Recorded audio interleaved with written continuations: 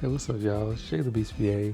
Have you ever started something off and then that initial phase was starting it off like the gym or doing a morning routine that you wanted to do? You were really motivated in the beginning and you were doing it really effectively, and then the motivation started to wear off, and then that behavior started to fade, and you didn't engage in the behavior the way that you thought that you would in the beginning. You're not someone who is different from everyone else. This is a normal human behavior. It's something that if you do not have those reinforcers to back up your behavior, then you're not going to be able to engage in the behavior long term. I want to go over why that is from a behavioral perspective. And then I want to give you some tips and tricks as to how you can keep that motivation going. Not really keep the motivation going, but keep that reinforcement going, so that way when the motivation does fade, you have something to back you up and you can stick with that workout plan or that meal plan that you want to do. So, Tunde. So here's the thing, motivation feels like energy, but in behavioral science, motivation is not the key driver of any change in behavior. Because when you have motivation to do something, that is a condition that is fleeting. So I may have motivation like I do right now to buy that new iPhone 17. And when I do buy it, it'll be great for a little bit, but then after a while, I'll be like, it's just a phone, right? So motivation is something that comes and goes, so to speak, and it's not going to drive your behavior change.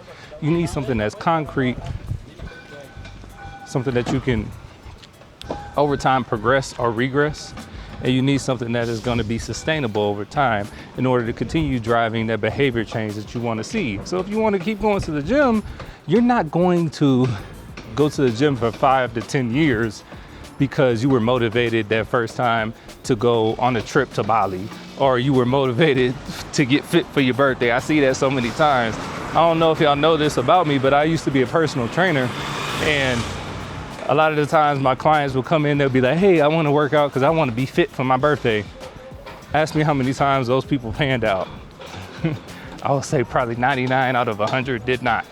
And that's because what they were doing in the beginning is something that's not going to be sustainable over time. Check out this building. I did some vlogs a couple of months ago, and this building was nowhere to be found, and now it's all the way up. So yeah, you're gonna need something more than motivation in order to sustain your behavior change, whatever that behavior change may be. Something that we talk about a lot in ABA is reinforcement. And this reinforcement has to be following the behavior that we want to see increase, right? So if we want to see a child engage in speech development, we want to see that increase. When we're engaging in those speech targets, when we're engaging in trying to teach them those accolades, we want to increase that reinforcement or give them that reinforcement when they engage in the correct behavior or even when they try, right? So once you are doing something because you're motivated to do it, eventually that motivation will fade. After that motivation fades, that reinforcement is no longer there to engage in that behavior.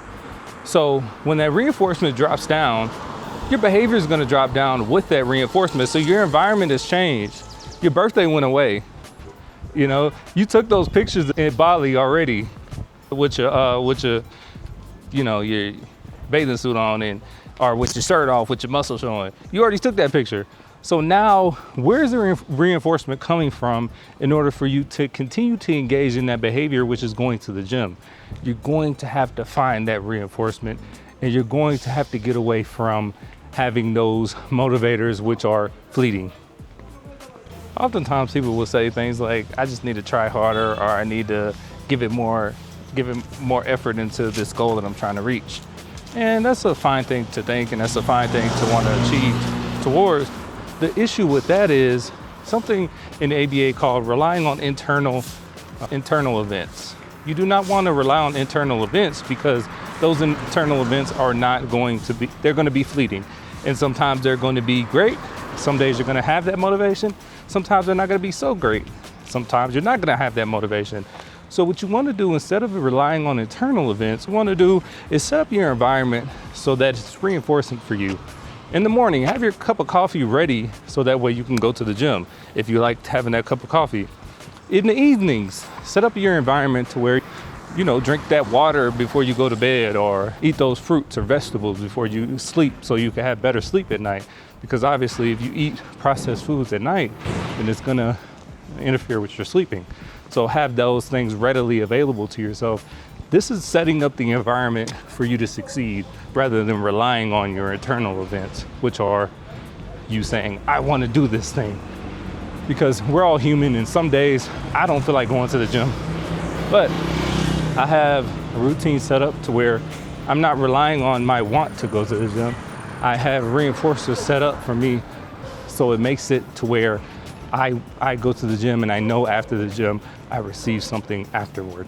So set up your environment to where it's reinforcing for yourself. Now that you set up your environment with reinforcing properties in order for you to engage in that behavior that you want to engage in, we can move on to what are some steps to make this easier on you and make this task something that is not overwhelming and something that you can increase over time. The first thing you want to do, and we've talked about this before, shrink that behavior, right? Take the behavior, break it down to multiple different parts. I want to lose 50 pounds.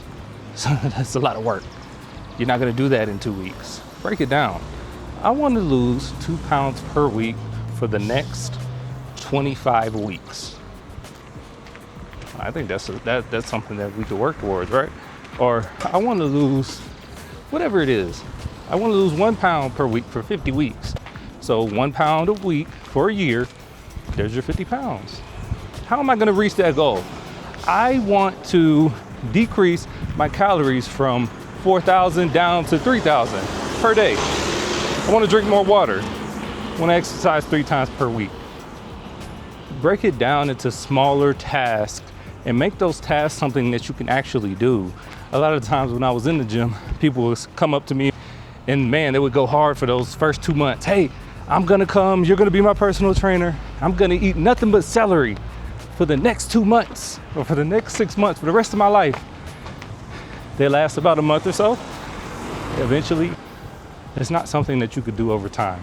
And back then when I was a personal trainer, I was not also a behavior analyst, so I didn't really understand that. I think if I'd have brought my behavioral analysis expertise to personal training, I could have been a better personal trainer, because I would have told them, look, we need to break this step down into, and I kind of already knew that, but I could have told them with science backing me up saying, we need to break this step down into targets in order for us to achieve the overarching goal. And that's going to make it much more likely that we're going to be able to engage in this behavior. That's going to make it much more sustainable for us over time, because it's not about that one day that you're doing great in the gym. It's about that 1 year. It's about consistency over time. It's about continuously doing something that is going towards you reaching your goal. Some days are not going to be as great as others. Some days you're not going to achieve that goal for that day, and that's fine. Because if you look at the overarching goal, as long as you are able to focus on that and be consistent with that, then it's much more likely that you'll achieve the results that you want to achieve. The next thing is to set up your environment with reinforcement after you engage in the behavior.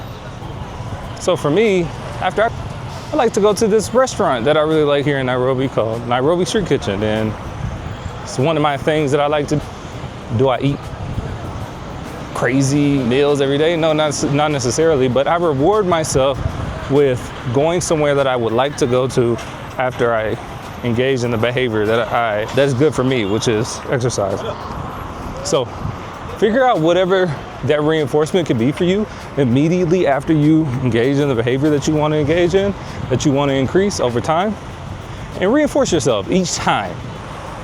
It's not going to work if you only reinforce yourself once every other time or once ever so often. You need to reinforce yourself every single time after you engage in the behavior you want to see increase. Make sure this reinforcement is not you going to down a whole thing of Bluebell ice cream. It's not going to be something great for you, right? If your goal is fitness.